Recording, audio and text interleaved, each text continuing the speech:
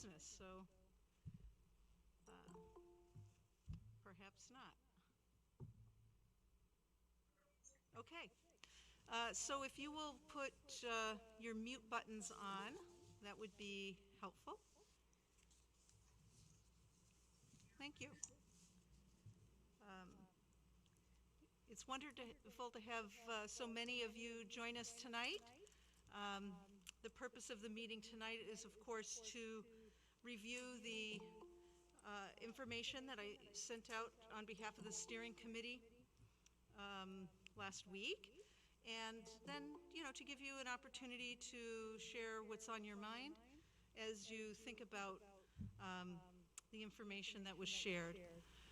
We are all working diligently to try to come up with answers to all the questions. Of course, we haven't been able to address some of the issues or questions that you might raise tonight.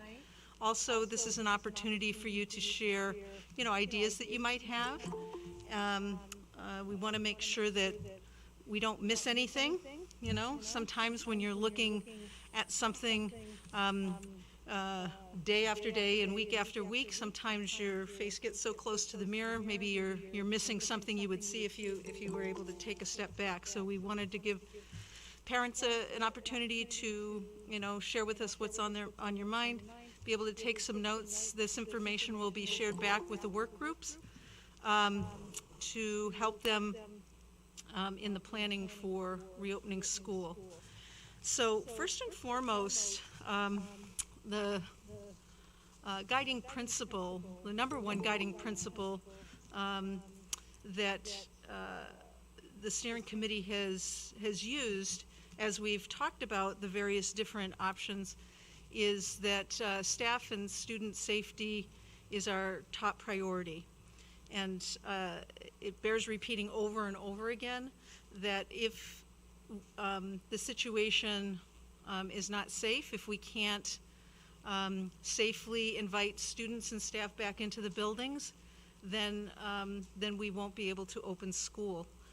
To open school on campus, of course, is going to require flexibility, cooperation, and commitment on behalf of parents and staff and students to adhere to the safety protocols that will be in place.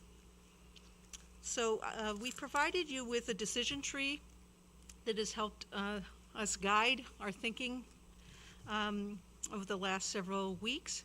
And so for those of you who have the document handy, if you don't, it's also on the website under the superintendent's blog. You can certainly refer to it there.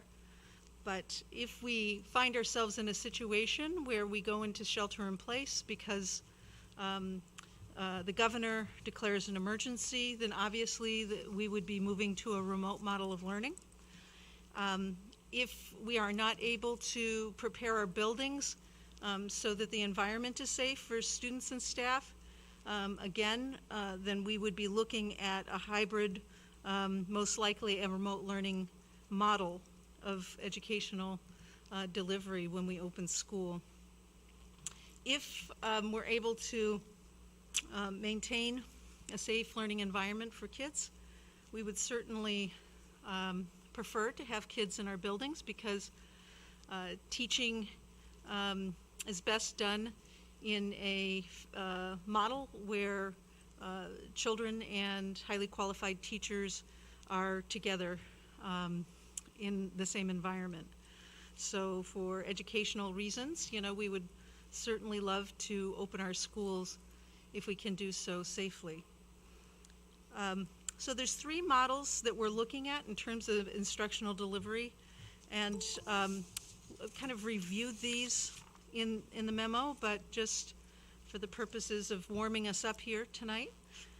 Remote learning is one of those models, and it's likely that at some point during the course of our year that we would have a surge in the area or some other triggering event that would cause us to need to pivot to remote learning. And so we read all of the survey information from parents and students, and based on the feedback that we received, The Teaching and Learning Committee and the Student Services Work Group have been looking at how can we improve remote learning, should we need to pivot into that model of delivery. And so some of the things that we've been looking at are, how do we maintain a consistent daily schedule and weekly schedule so that some of the conflicts we had with students having multiple classes and then having classes scheduled at the same time, so students were having to pick what class that they were attending. By implementing a more structured schedule, that would eliminate that challenge that we faced last spring.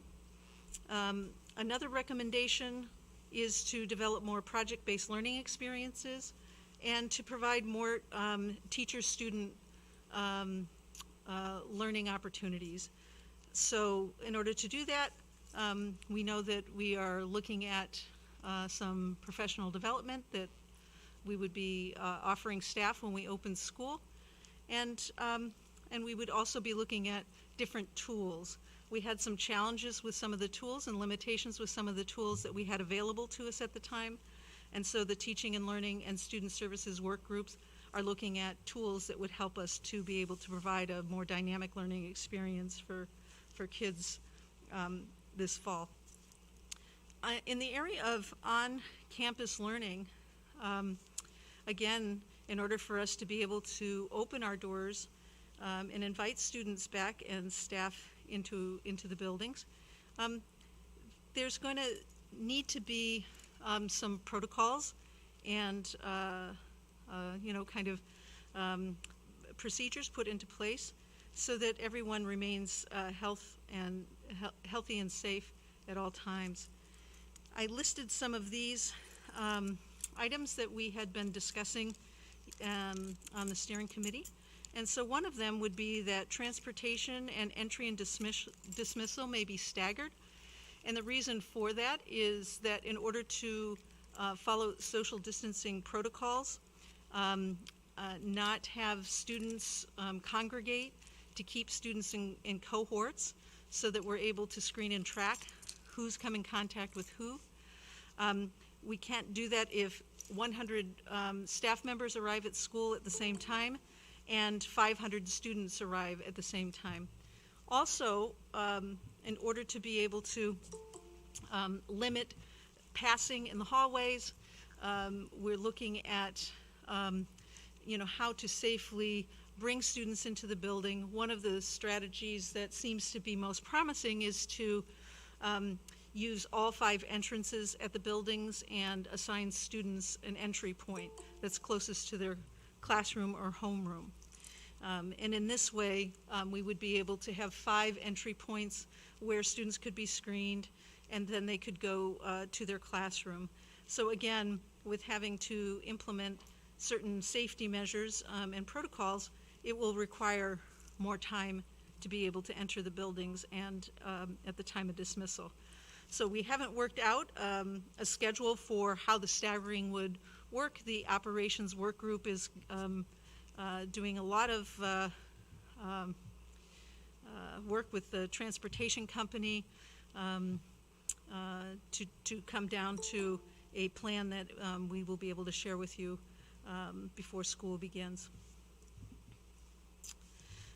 Another, as I mentioned, is the health screening upon entering the building. So the state guidelines were released a couple of days ago, and we've been reviewing those, and they provide some guidance in many of these areas that were in the letter that went out last week.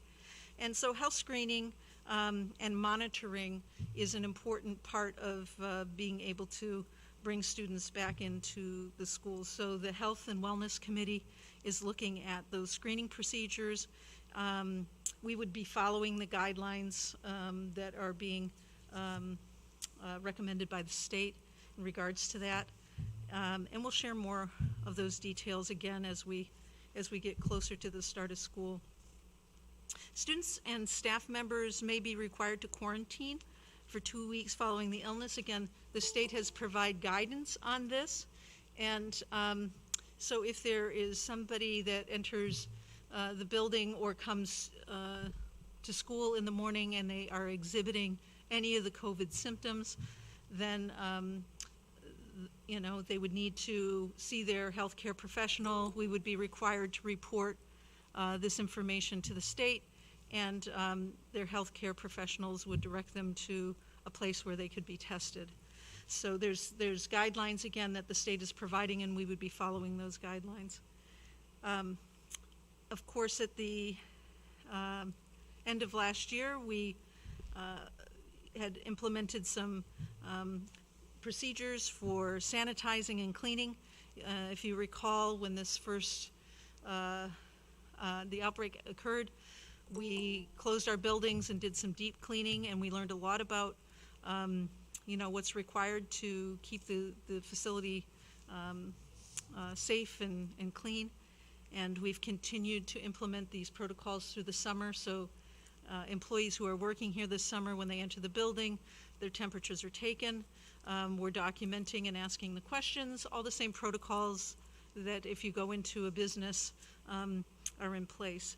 So we're getting into these new habits so that it's not going to be as foreign to us, when we open school.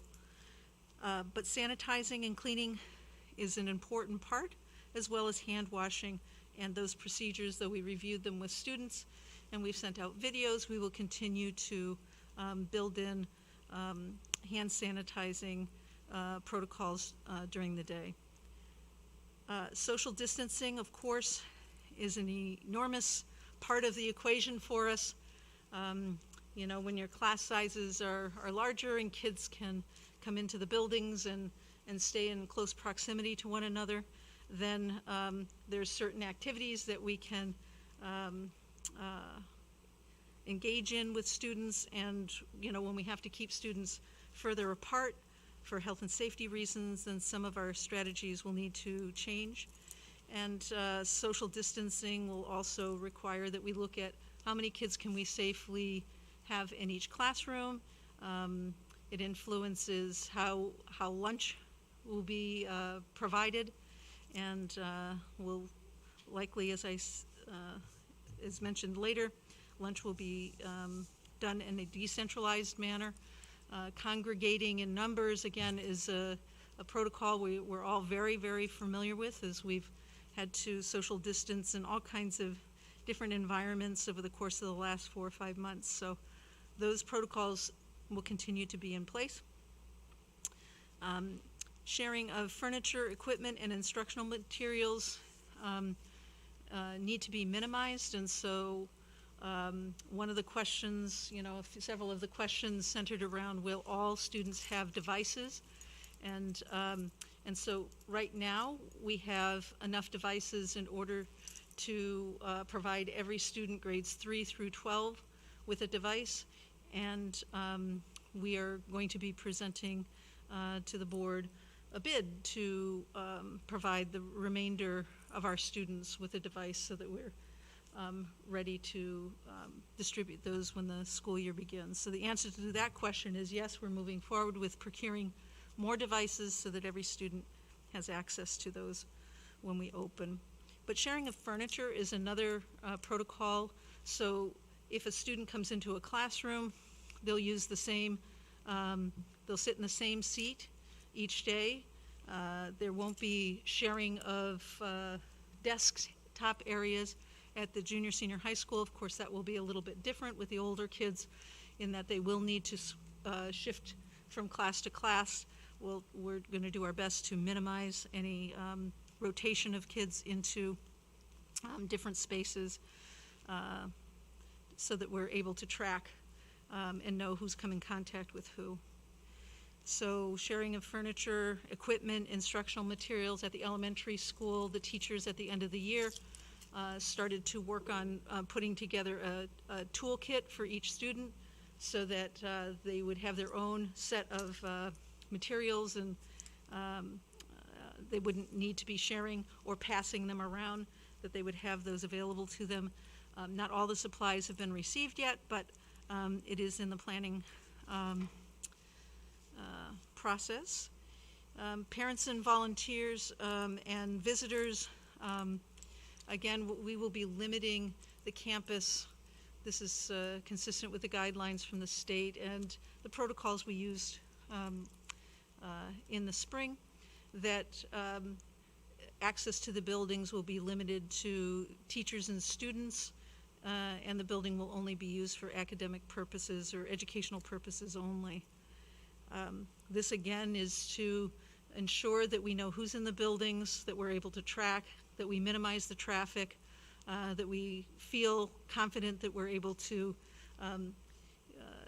disinfect areas and follow all the cleaning protocols and not have to worry about an area that we may have cleaned, having to double back and to worry about that. So the cleaning requirements will be much more significant than they were in the past. One of the strategies we're using to help with that is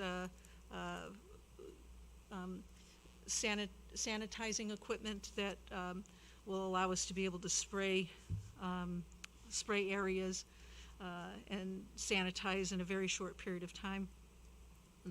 We have a ship date actually on those that equipment, and so we're pretty confident that we'll have those in place, and that won't be an issue for us for school opening. And I think, yeah, that summarizes the on-campus learning component. Of course, hybrid, what do we mean by hybrid? You hear a lot about different models being looked at. What we're looking at here is not a rotating schedule, meaning that some kids come in on Monday, Tuesday, other kids come on Wednesday, Thursday. That didn't seem to make sense in our context here. What we're looking at and feeling like we're getting close to being able to make sure that we're able to deliver on this, but to have on-campus learning for most students, and that students who are at high risk or a member of their families at high risk, where they should not be exposed in any way, that we would be able to provide them with a remote learning option. So that's what we mean when we say hybrid. It can mean something different depending on who you're listening to or what school district is publishing their plan, but that's what we mean here. So the last item on the update is in regards to transportation. So this, we've spent an awful lot of time trying to figure out how to safely get students here.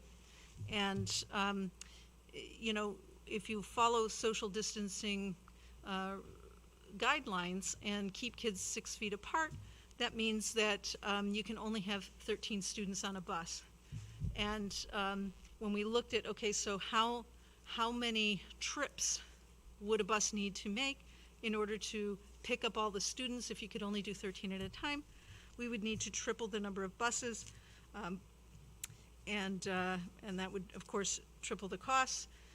But more importantly, the bus company is not able to provide the additional transportation in order to be able to do that. So transportation, if parents wish to continue to send their students to school on the bus, need to know that, of course, masks would be required, but that we may not be able to social distance at a 6-foot level. So, you know, I think, you know, some parents, according to the survey, we have 205 responses, and it looks like the majority of parents would be bringing students here on their own and not using the buses. Of course, that's only 200, and we have 1,000 students, so I don't know that you can just use that as you know, a hard and fast number for planning.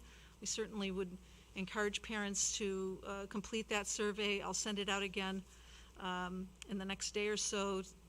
Please do let us know what your intentions are so that we can go to the next level of planning. You know, this is complicated. It's challenging to try to figure out all of the details.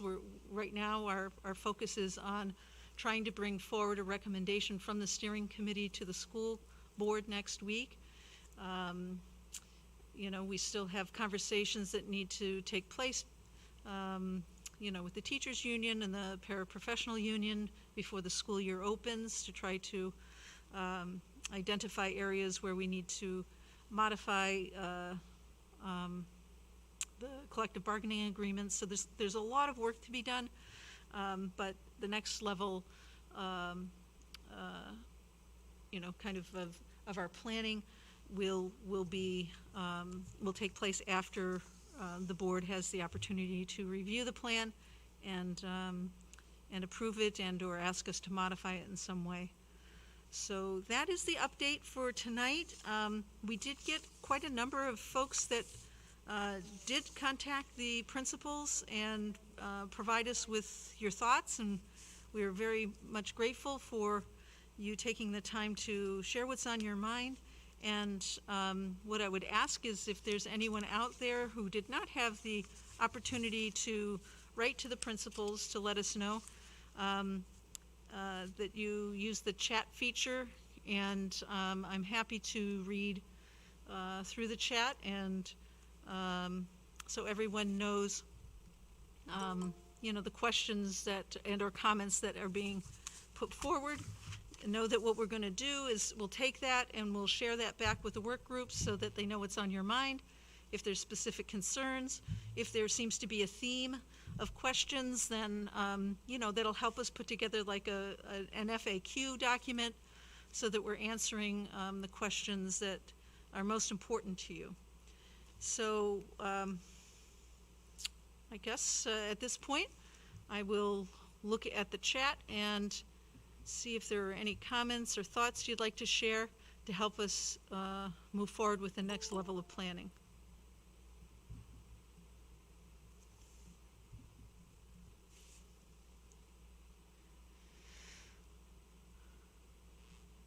Okay, so how will the nurse be handling the screening process? Will she be having any assistance? So we have a group that's the health and wellness group, and the nurses are both on that work group, and we are talking about what the screening process. First of all, we'll follow the screening process that is being recommended in the guidelines. So we will follow that. In other words, temperature taking and monitoring, tracking attendance, things of that nature. But also one of the things we're looking at is if we need to have a quarantine space, identifying a space for that, what will be the procedures that we'll follow should there be a case of somebody exhibiting any symptoms. We don't have all the details of that worked out, but I will certainly share this with that group so that we make sure that we are able to provide you with clarity around how that will be handled. Okay. Will the following occur with any precautions? Recess, specials. The teaching and learning work group is still working through how those particular aspects will work. One of the recommendations from the state in terms of specials at the elementary level is for on-campus learning, that we limit the transitions that students experience during the day. So in a traditional setting, kids would leave their classroom and go down to the art room. In this new world we're living in right now, the art teachers would come into the classroom and students would stay in their homeroom for all of their instructional experiences. So recess is, we have not gotten to the conversation about recess at this time, but we do realize that that's important for kids to have breaks, and we'll be, it's certainly on our radar, and thank you for mentioning that. We know you think it's important as well because you're sharing that with us. So what will the hours of the school day be? So again, right now we don't have that level of detail, but we will certainly be sharing that as soon as we get to the next level. So again, it's more at this point a matter of the board having an opportunity to review the recommendation of the steering committee. There'll be some policies that will need to be adjusted. And so when we can get to that very next level, if the concept of what we're looking at for opening is approved, then we'll dig down into the next level. To dig down into some of these other areas before there's a conceptual improvement of the plan, we would be spending a lot of time and effort, perhaps needing to shift gears and then move in maybe a different direction on one or two of these items. So that will be further along, and we will certainly share what the hours of school will be as soon as we have that figured out. Will school lunch be available if school is hosted in person? So yes, we're still required to provide students with lunch, and we haven't worked out all the details around the delivery of that. But we do recognize that will be something that we will need to do, that students will not be able to congregate in the cafeteria, and so there'll be some kind of a method of providing lunches that is decentralized as opposed to centralized.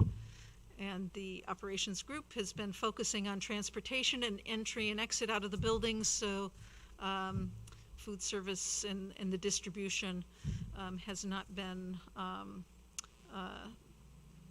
the top priority for them to figure out the logistics for yet. But it is something that we have on our list of things that we do need to address. What does the hybrid option look like?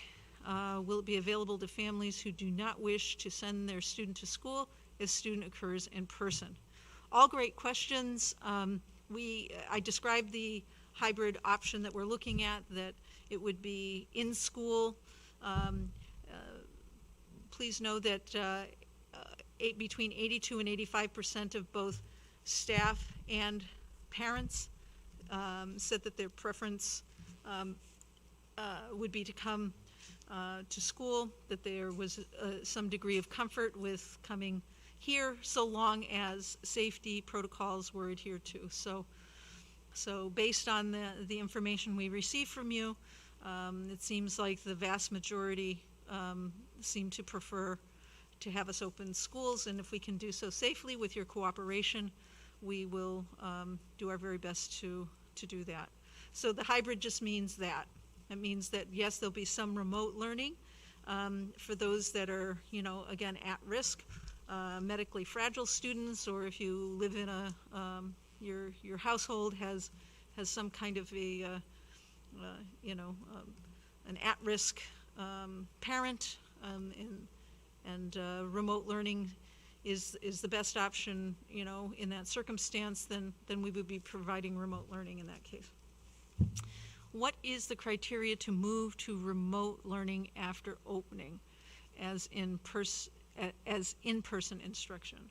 So some of those criteria, we were waiting for the guidance from the state to see if they were going to provide us with any of that information, what should be our metrics. I can say with confidence that if there's any kind of a surge in any way, that we seem to start to have instances in our school, then those would be the events that would trigger us to move this from on-campus learning to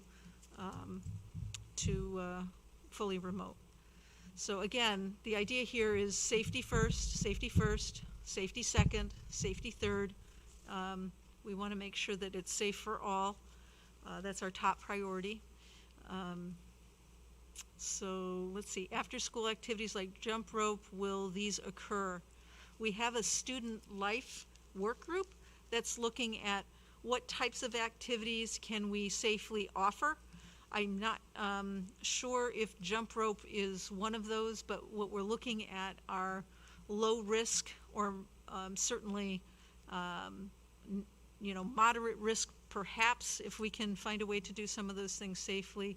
But again, there wouldn't be large numbers of students gathering together in order to be able to engage in an activity.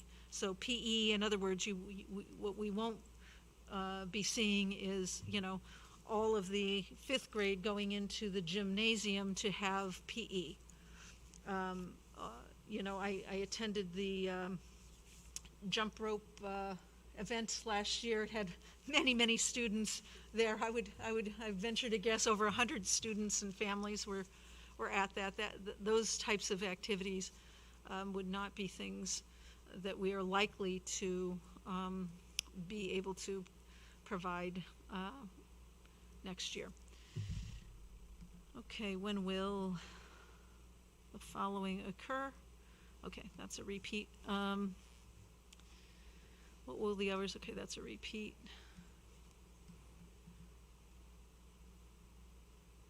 Okay. When will we know about preschool applications? That's a great question. I don't have an answer for that tonight, but we'll make sure that we get some information out about preschool and kindergarten screening also. They are things that are on our list of things to look at, but we have not really looked deeply at that yet.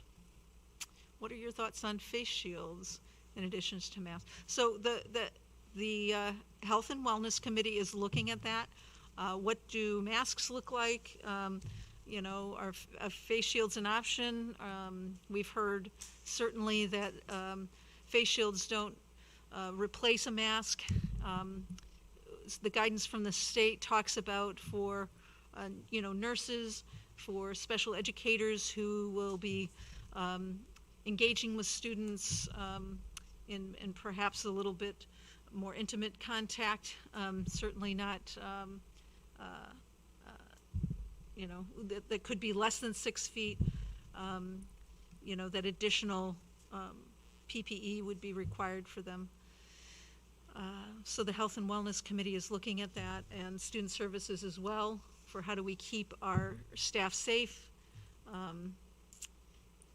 in those situations that they'll have closer contact with students. Okay, when will students be required to wear masks? We will be sharing more information about masks in the recommendation from the steering committee. The Health and Wellness Committee is meeting again on Thursday. I think all of our groups are meeting on Thursday and Friday this week to try to finalize some recommendations around these really important areas. Will in-person learning occur daily for each grade? We are still working out exactly how that will work again. Teaching and learning and student services are focusing in on what might the day look like, given that it'll take longer for us to have students come in and staff come in the morning and then dismiss in the afternoon. That has an impact on instructional time, and so operations will have to us in the next day or so what they feel will be the time frame involved in order to dismiss and safely enter students into our schools, and then from that we can build into what the instructional day from there would look like. Okay. Okay, some of these are repeats, so I'm just scanning through to see if there's assuming we determine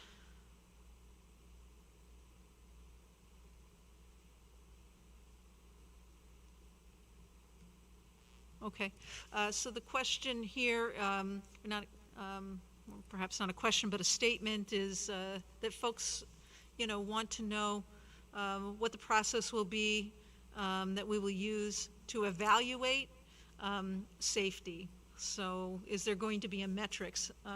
Again, we were hoping that we would get some guidelines from our public health department on that, not here in Newmarket, but in the state, regarding if there's certain trigger points that we need to be looking at. I have not seen anything. Certainly as superintendents, we're asking the state to please provide us with some guidance, since we're not public health officials, it would be enormously beneficial to have them, offer us some guidance on that. Hopefully we will be receiving that. If not, we will certainly develop some, protocols for that ourselves. So let's see. So what denotes high risk? So the term high risk has predominantly been used in relation to describing different tiers of athletic programs. So they consider, anything that has high contact, like football or wrestling, to be high contact, low risk, high contact and high risk, and then low contact would be things like perhaps tennis or golf. And so that's how those terms are used. Okay, if we shut down in-person learning. If we shut down in-person learning, could socialization occur? Maybe outdoors and weekly, through school, research, nature walks, led by teachers. I think these are great ideas, and I know that our teaching and learning and group and our student life group are looking at, how do we maintain connections in the case that, we have a remote learning experience for all. And even if it's not for all, for those students who are at risk, who can't come in, how do we improve that experience? How do we develop and maintain more personal relations and connections with our kids? So they will have some recommendations. I know they're looking at different ways we can rethink, how we do that. One standard in an elementary school, you see circle time in the mornings, and of course circle time means we all sit around on a rug, and so what do we do instead of circle time? How can we provide circle time in a different way? And so those are the kind of recommendations that would be coming out of the teaching and learning work group. Right now, again, they're focusing on what does staff need, what are the tools, and the PD that they're going to need, and then 2, on-campus learning. What might that look like if we have less instructional minutes, because the time to do dismissal and the entry in the morning might take a little bit longer. Okay, questions. How long will third graders meet online? Are specials going to be online? Will there be take-home packets again? Will there be school lunch again if remote? So all of those questions we will absolutely provide you with answers to as soon as we have those details available. Again, on school lunch, we are required to provide school lunch, so school lunch will be available no matter what we do. Will PPE be available at school? We have some, but there is bound to be a shortage as we get closer to September. Yes, and at the end of the school year, we, early on in the spring, we ordered a lot of PPE. Some of it is coming in, and some of it we haven't received, and we'll continue to try to get as much in our hands as we can. The state said that they would be providing us with some ability through some partnerships that they would be developing so that schools have access to it. More to be seen, hopefully in the not too distant future on that. Did I miss it? Will masks be mandatory? Again, we're putting together our a recommendation that the steering committee will be bringing forward. We don't have an answer to that question at this moment, but we know that masks will be required in some form. In order to maintain a safe environment, masks are going to have to be part of the equation. So Other school districts are saying their device order won't arrive for months. How do you address that? Great question. Some of it, according to our technology director, depends on what device you're trying to procure. So it depends on what device. So Chromebooks, interactive Chromebooks seem to have a longer lead time. iPads seem to be able to be available for shipping sooner. So given that the devices that we're looking to purchase are for the younger students, iPads perhaps are a better option for them anyways, given that their fine motor skills aren't as well developed as they are as they grow older. So it looks like, if the board awards the bid, that we ought to be able to have the devices based on what we know right now that we're looking for before the school year begins. But of course, there could be a run on all of these devices tomorrow, and that could change. So we are moving as quickly as we can to make sure that we have these pieces in place as we know that we're going to need them. Okay. So another question about the school day. Another question about remote learning being available. Another question about, same question about masks being mandatory.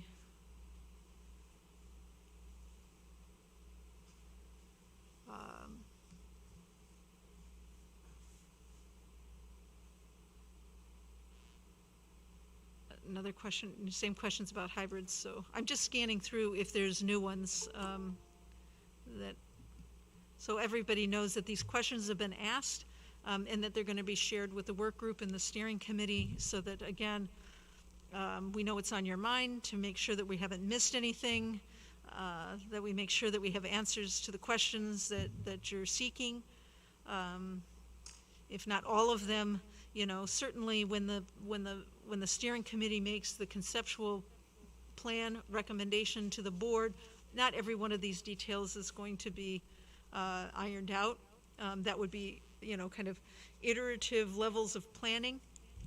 Certainly, if you wouldn't get into some details if there's some kind of a let's say fatal flaw in the plan, and so certainly by having a meeting with you all tonight and with staff last night, it gives us a sense of, have we missed anything? Is there something, really important?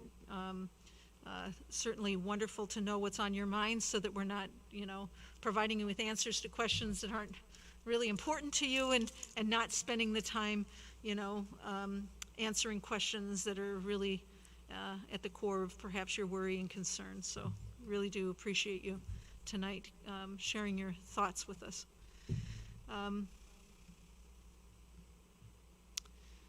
Okay, I'm scanning. A lot of these are the same questions.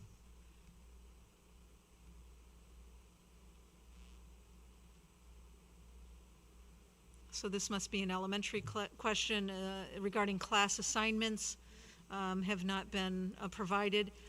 That's true, and we will provide those as soon as we can. Some of this has to do with how many kids are we able to safely get in a classroom, having a better sense of how many remote students do we have. All of those things will influence, the class size component. How we deliver different support services could also influence how the classes are constructed. Which teachers will teach online, because teachers, if we're doing the hybrid model, we're thinking, certain teachers would be that are at high risk, would be the teachers that would likely be teaching the students that are, at high risk. So that to the extent that we're able to, we have, students that are remote being taught by teachers who are remote.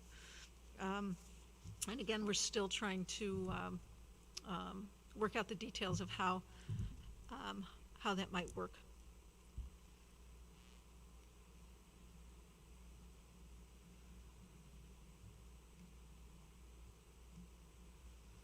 So, question regarding grading, you know, that's down the road just a little bit further than our planning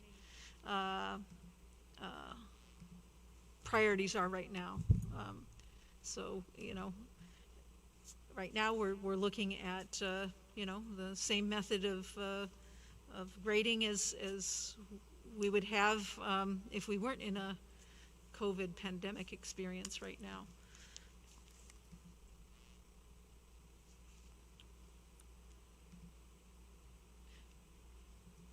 How will you handle adjusting kids back to school? That's a great question. So one of the things the Health and Wellness Committee has been talking about is a soft start. What we mean by that is, of course, staff will arrive, you know, several days. Maybe we might have to extend that depending on the amount of training that needs to take place and planning that needs to take place with staff. So that may shift, you know, perhaps the day that we actually open for students. But the idea is when students come back, there's an awful lot that we need to do. So some of the work will be around, you know, social emotional learning, helping students to unpack and understand what happened when they left, you know, providing them with some support in terms of training with these devices. We didn't have the opportunity to meet with students when we had to shift to remote. We thought then it was going to be for 2 weeks, then it went for a month, and then, of course, for the rest of the year. And so we never had any more in-person time with students and to help them process and help them to prepare. Show them the tools that we have available to them, how to access those, what the expectations are. You know, of course, we didn't have kids from the 5th grade or the 8th grade be able to do their moving up ceremonies. So all of that is you know, part of, you know, our planning and thinking. Don't have all the details worked out on that, but those are things that we know are really important.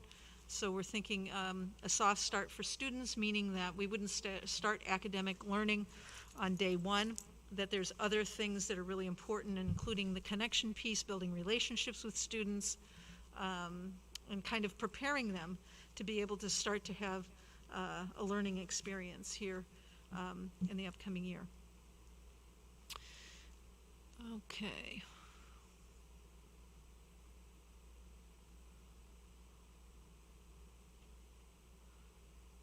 So we will be asking folks,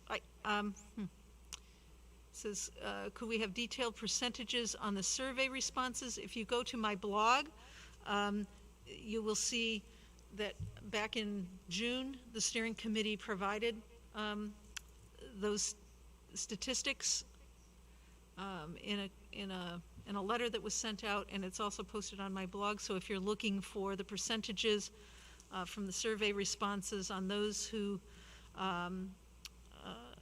were comfortable returning versus those that were not, that information is there. So that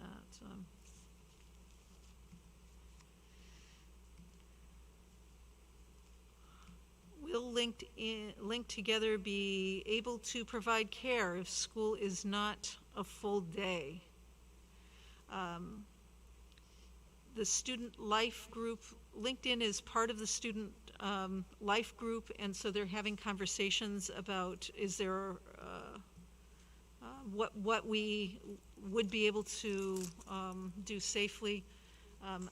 Again, congregating students together in one space, those are not consistent with safety guidelines and protocols. So, you know, using our facilities for anything other than educational services, you know, would cause additional risk. And so the guidance from the state is that you limit access to the facility and limit it to the purposes of education. Okay, will mask be required? Again, that's repeat, another repeat.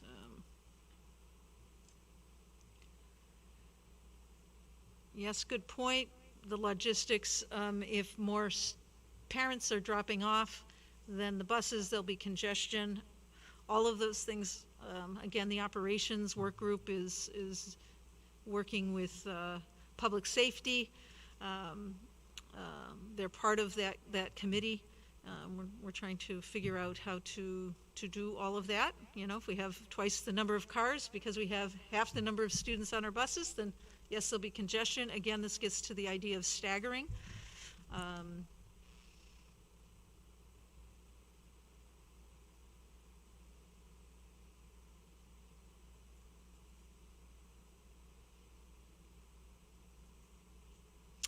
Question here about offering AB days like SAU 16. I'm not familiar with what SAU 16 is doing because that information has not been shared. I heard that they were presenting their plan last night to the public. I have not received any information from the superintendent or the SST principal regarding exactly how they're going to be implementing remote learning and or a hybrid model.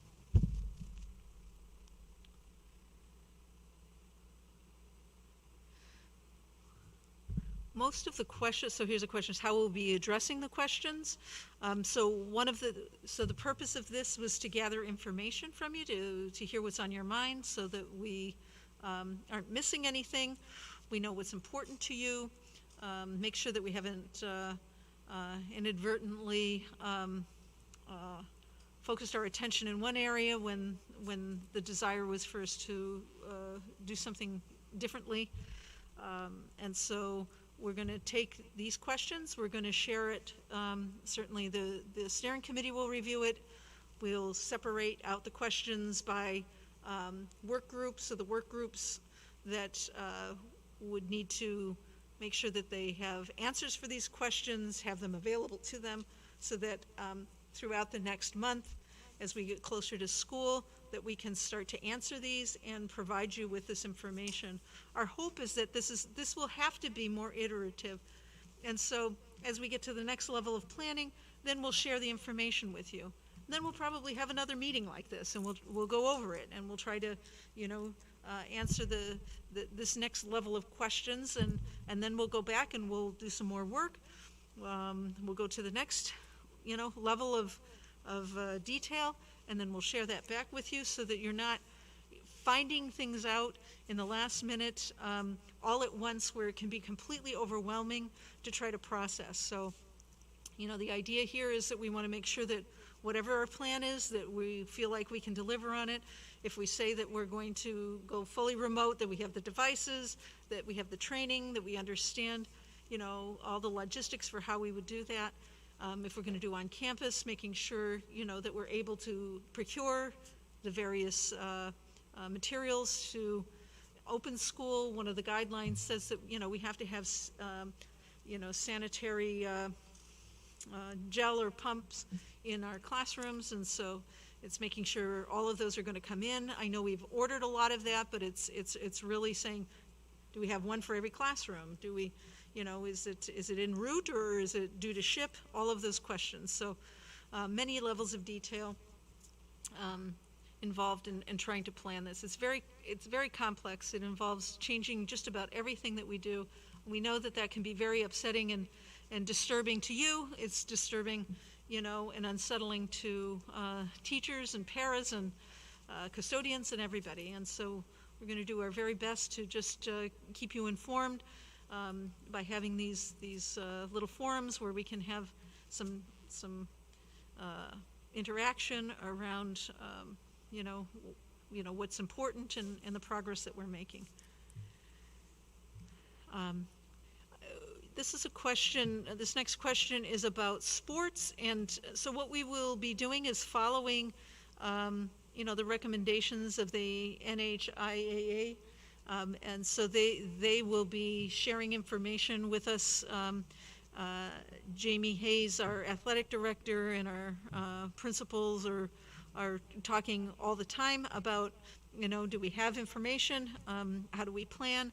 Also, Mr. Hayes is part of the student life work group, and so those conversations are taking place. I don't think anybody has, I don't think there's any definitive information available at this time. As soon as it is, we will share out more with you about fall and winter sports.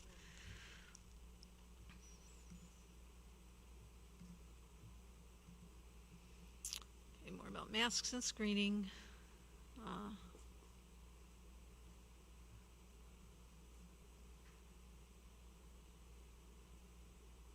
Okay, again, screening.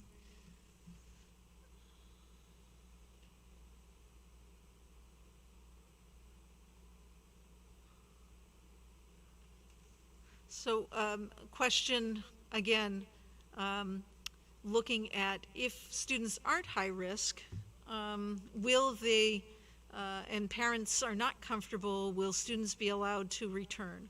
So, we'll share that information as soon as we have it available. So I guess what I'm saying, we're hearing your question. I don't have an answer for you tonight.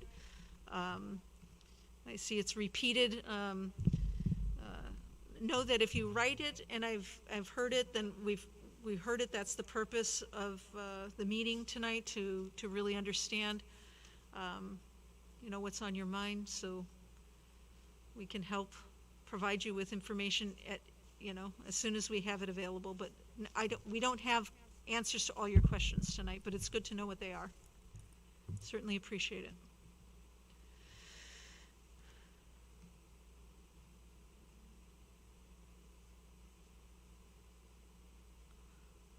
So how will we keep teachers safe? Again, following the protocols and the recommendations from the health officials and our Health and Wellness Committee members.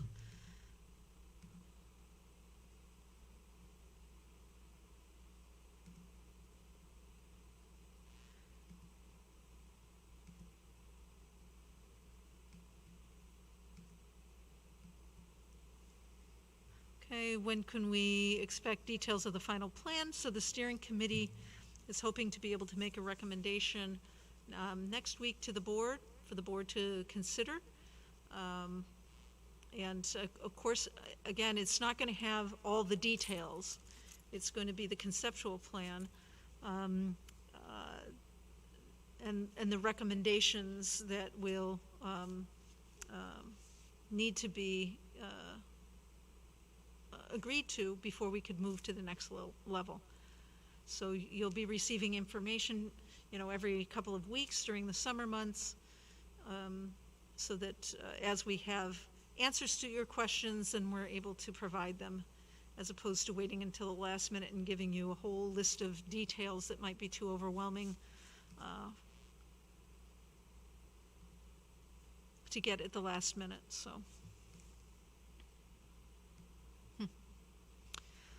Parents says that that they heard SST will not be offered this year. Again, I've not been told that, but I've not had communication from SST about their plans. I know that they have been planning and they've been talking like we have of a variety of different, but I don't know what their final plan is.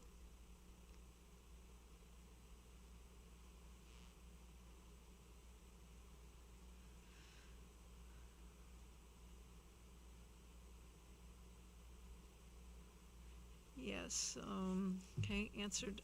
A lot of these questions are repeats. Some are, what are the protocols for teachers if they get sick? How are we going to keep them safe?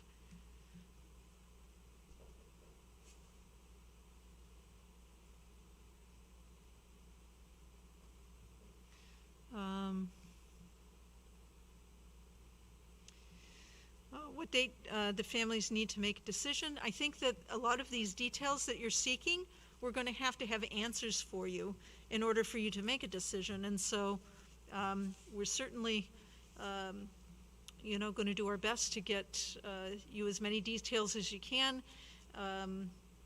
Certainly this is helpful tonight to know what's on your mind and what kinds of questions you need answers to in order to make your decision. So we'll just be doing our very best to get it to you as soon as we possibly can.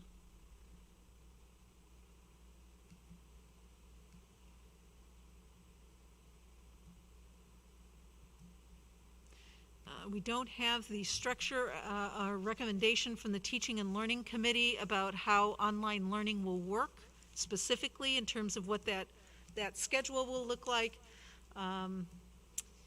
Again, conceptually the plan needs to be approved, and then we can get to the next level of planning for that. So we don't have details outlined specifically for how the online learning will work quite yet, but we are doing our best to pull that together. Many, many questions have to be answered. How many staff remote? How many staff do we need in total? In what areas? Lots and lots of questions that we're trying to answer before we can answer some of those questions.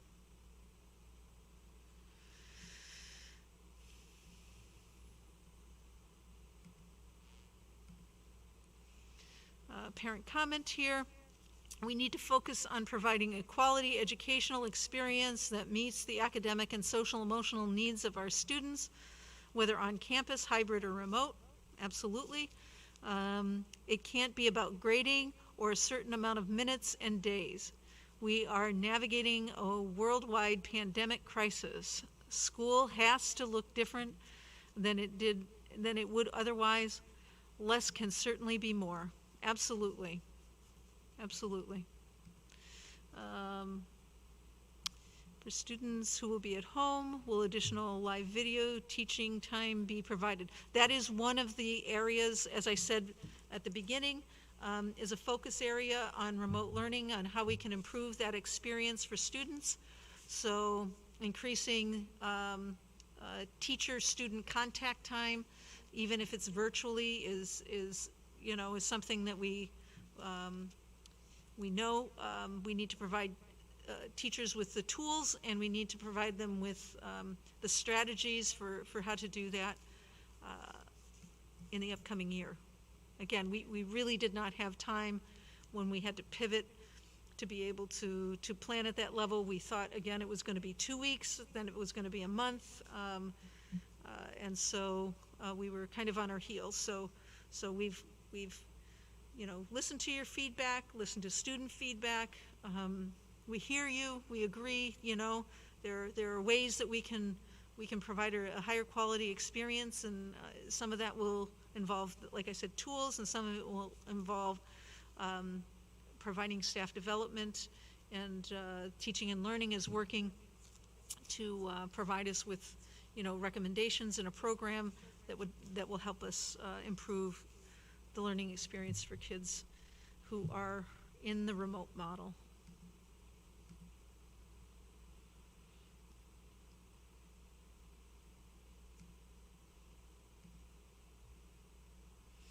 The Operations Committee has been looking at ventilation. So the question is, are all classroom windows operable? Do all sinks work? Are ventilation systems working to address COVID needs? Have facilities been evaluated for such items? They are being evaluated now to make sure that windows are operable, that we have the proper ventilation systems in place, that meet the requirements and recommendations that are being provided to us. So yes, that work is underway. That's part of the operations work group. They're working really hard to evaluate every aspect of our facilities and our operational systems to make sure that we're able to open schools safely.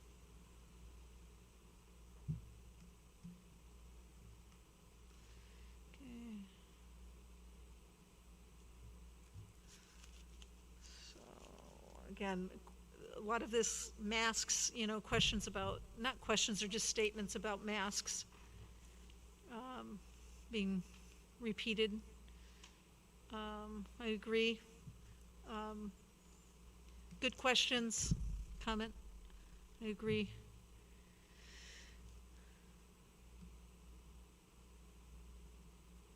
Okay.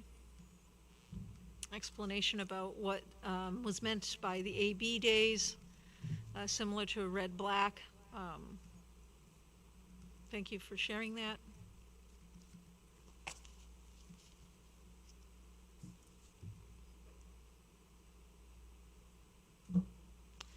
To the staff and leadership, thank you for your work on this. I understand it is difficult and certain situations have no perfect answer, particularly one that will make everyone happy. Very true, thank you.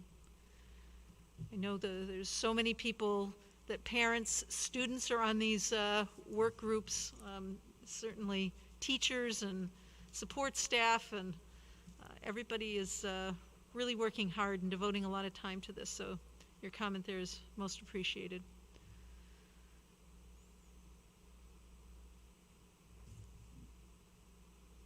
Again, a question about teachers and safety and how will all that work.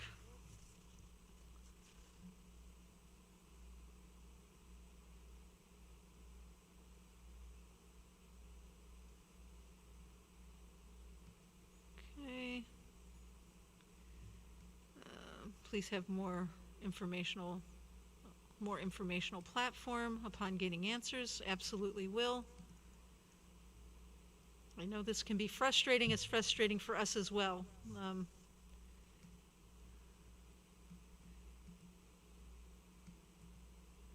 Question about the specials.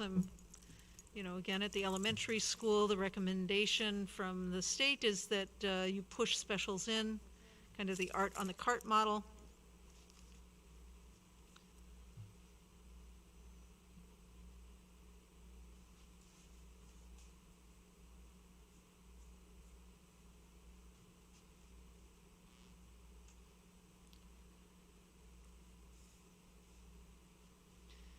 Parent, if you are unwilling to sit next to Mr. Pine without a mask on, how can you expect us to send our kids to school without a mask requirement? Nobody has said there's not a mask requirement.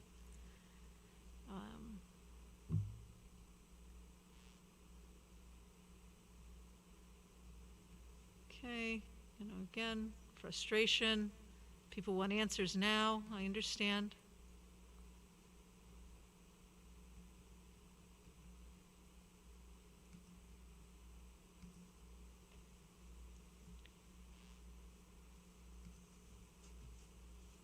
Question about subs. Will they be Newmarket only subs? We haven't gotten to, again, that level of detail.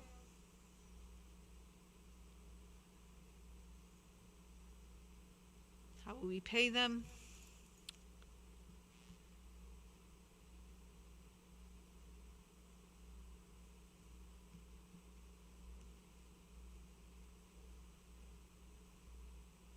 We will make answers available as soon as we have them. I understand, it's frustrating, same parent.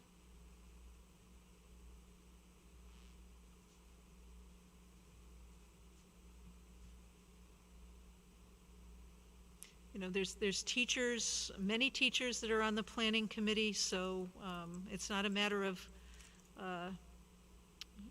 administration sitting here without engagement of teachers. We're all part of this, we're all on the same team. We all have the same goals in mind here.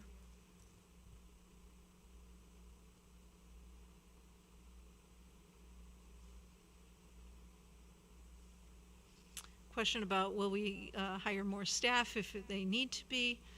Again, recommendations from the work groups will, if whatever it takes in order to maintain a safe and healthy environment is what we'll need to do in order to open schools. So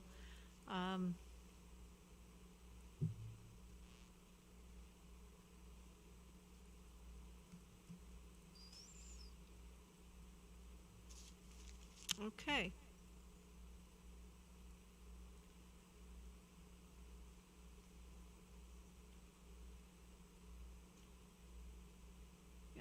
So again, questions about teachers and how they'll be compensated, and whether sick leave be used. Again, some of these questions are all conversations that are taking place, but they're not items certainly that I can share concrete answers to tonight, as much as I wish I could.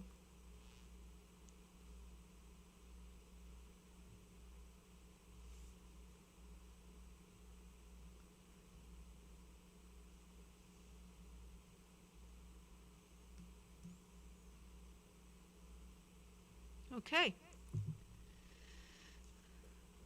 So, a member of the steering committee, Nicole Benson, there are lots of really great questions. Thank you all for asking them. They can only help refine the decision-making process. Thank you very much, Nicole. You summarized that well. So it looks like we've gone to the end of our chat. Thank you so very much for taking the time.